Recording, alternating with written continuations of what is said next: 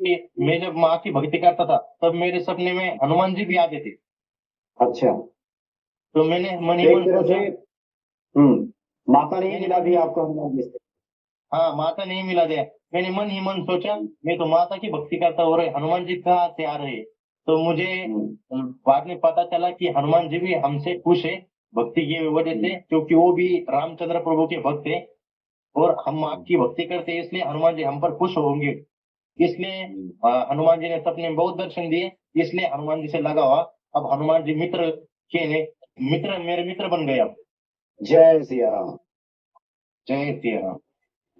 सब सुख लहे तुम्हारी सरना, तुम रक्षक का हो। हनुमान जी कृपा करते तो जीवन में सब संभव हो जाता। उस वक्त एक भक्त काफी दूर से हमारे साथ जुड़े हैं। स्वागत है आपका। जय सिया राम।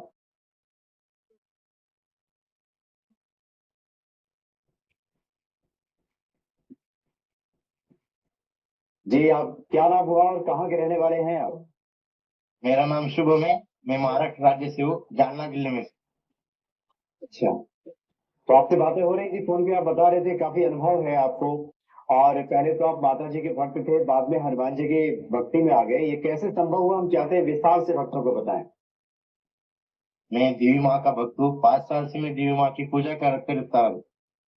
गुरु जी, मैं जब पूजा करता था शुरुआत में ही मुझे माँ के दर्शन होने लगे।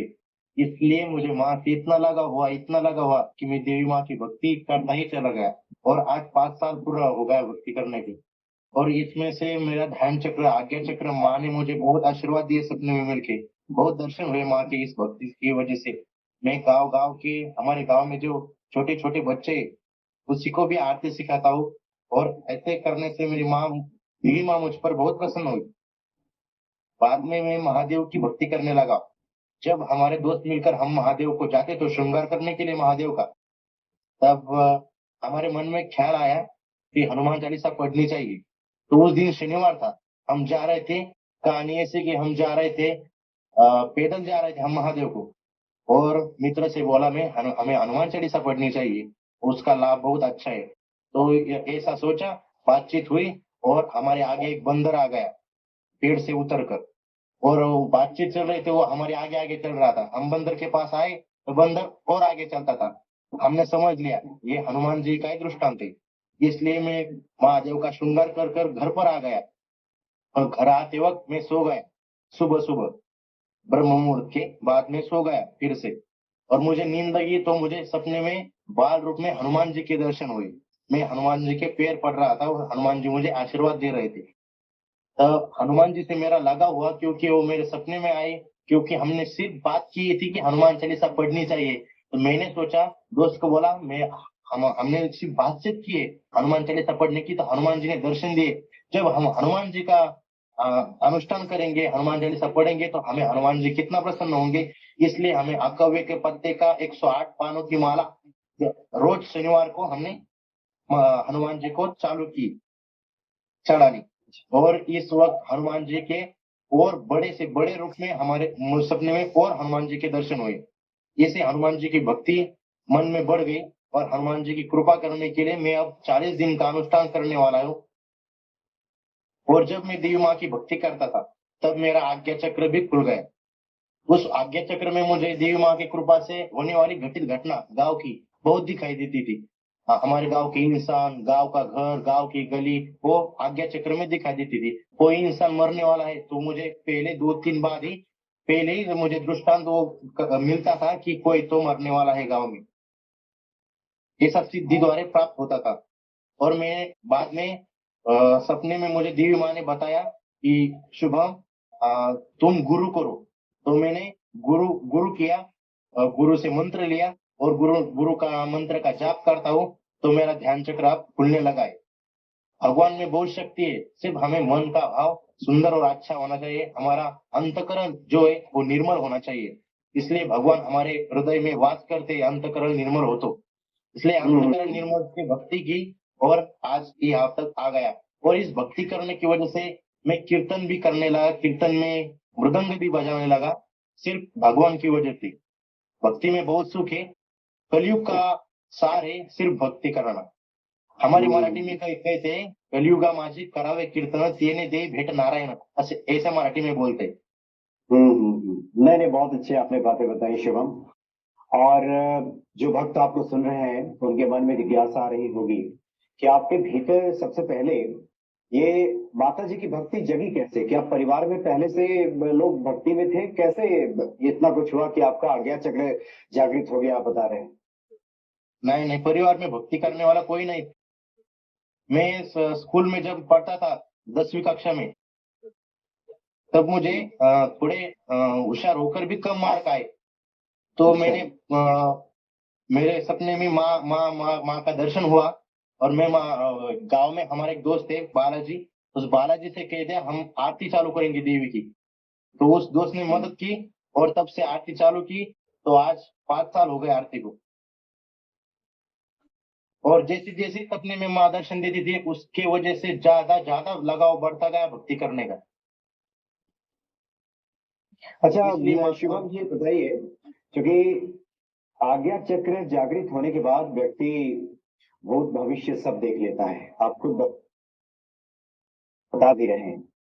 और सही है। आपको आगे घटने वाली घटनाएं सब कुछ दिखाई देने लगती है, तो ऐसे में तो थोड़ी परेशानी भी होती होगी भविष्य को देख करके, या फिर क्या अनुभव रहता है आपको? मन में घबराहट रहती है, कोई कोई मरने वाला है गांव का, तो मन में घबराहट होती है। पर मैं किसी को बताता नहीं, क्योंकि आजकल कलयुग में कोई विश्वास नहीं रखता, इसलिए हमारी छेड़छाड़ करता है भक्ति की।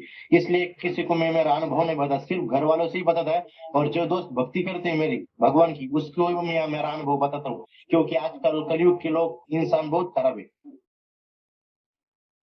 अच्छा, अगर कोई परेशानी में है, हम चाहते हैं कि आज्ञा चक्र जिसका जागृत हो जाए, और जब आप सारा कुछ देख लेते हैं, तो अगर किसी के जीवन में कठिनाई परेशानी आने वाली है, आप संकट मोचन हनुमान जी की भी आराधना करते हैं, तो इसके जरिए क्या कुछ ऐसा संभव हो पाता है कि हम उस व्यक्ति को आगाह कर दें, पहले बता दें कि आप इस मार्ग से चलें, या आप कुछ उपाय कर लीजिए, नहीं तो कुछ जीवन में कुछ ऐसा घट सकता है?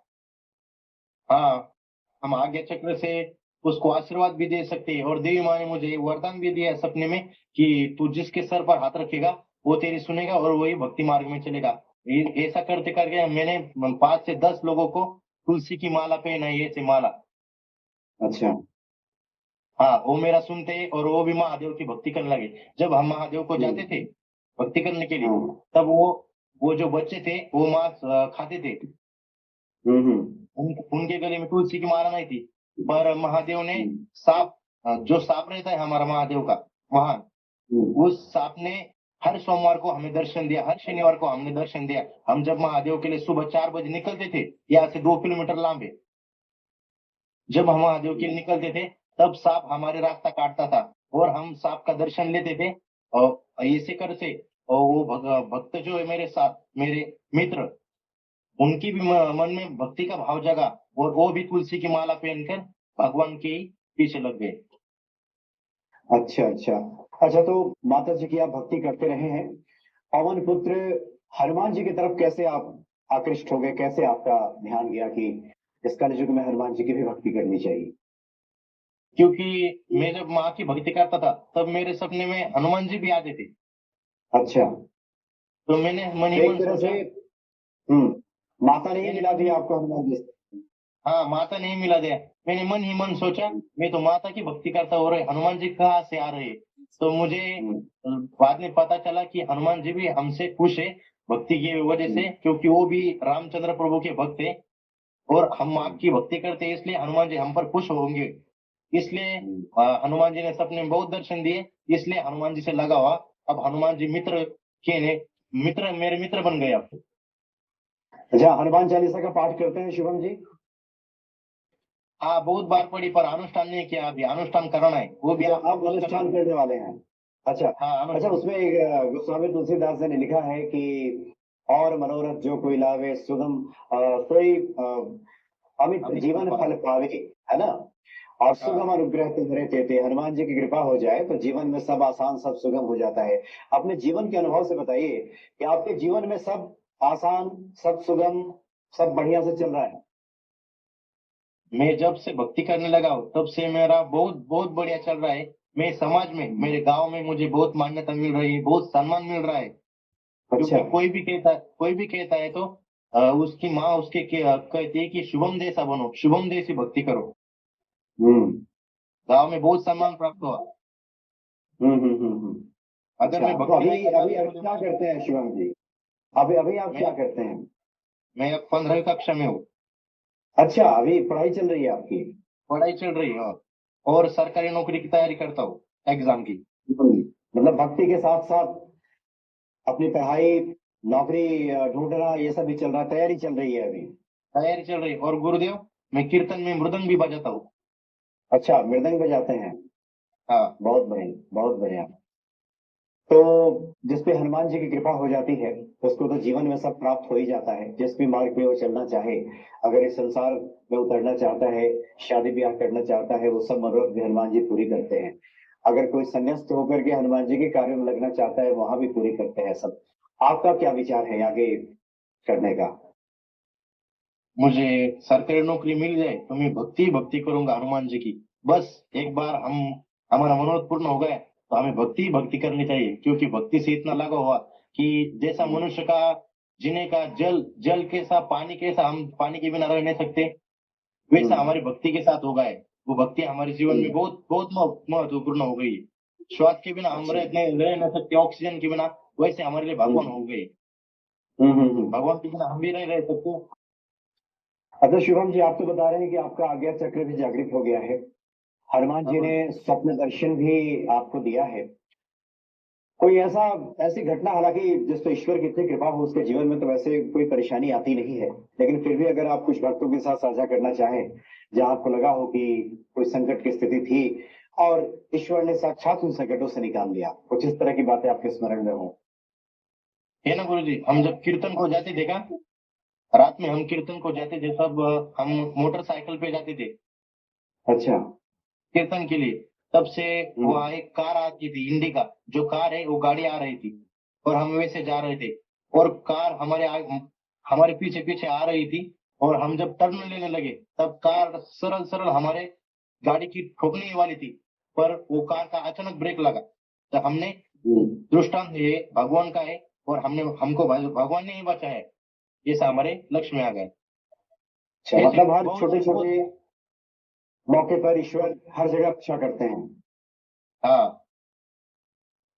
अच्छा, कुछ संदेशा अगर देना चाहते हो भक्तों को कि वो किस प्रकार से हनुमान जी की आराधना करें, क्या करें कम से कम, कि बहुत सारे लोगों के जीवन में बहुत सारी कठिनाइयां हैं, उन संकटों से, कठिनाइयों से लोग उबर जाएं, ऐसे लोगों को कुछ अगर कुछ आपके ध्यान में आ रहा हो कि वो क्या करें? भगवत भक्तों की मेरा एक ही कहना है कि जो करना है करो, पर भगवान का जो करना है तब पूरे मन भाव से करो, पूरा आत्मसमर्पण भगवान को लगा दो। क्योंकि कर्तव्य के साथ नहीं करना, पूरा मन का भाव शुद्ध होना चाहिए। नहीं तो हम करते पर उसका हमारा फल प्राप्त नहीं हो सकता। जब हमारे पूरा मन का अंतर्भाव खुल जाता है, हमारा अंतकरण जो निर्मल होता है, तब ये भगवान हमारे अंतकरण में, हृदय में वास करते हैं। नहीं तो कितना भी हम भगवान का करते हैं तो भगवान हमें नहीं सफलता देगा। जब हम भगवान से लगा हो जाता है, भक्ति में भगवान के पास हम जब गए, तब हमारा हृदय भरना चाहिए भक्ति से, हमारे आंखों में आंसू आने चाहिए।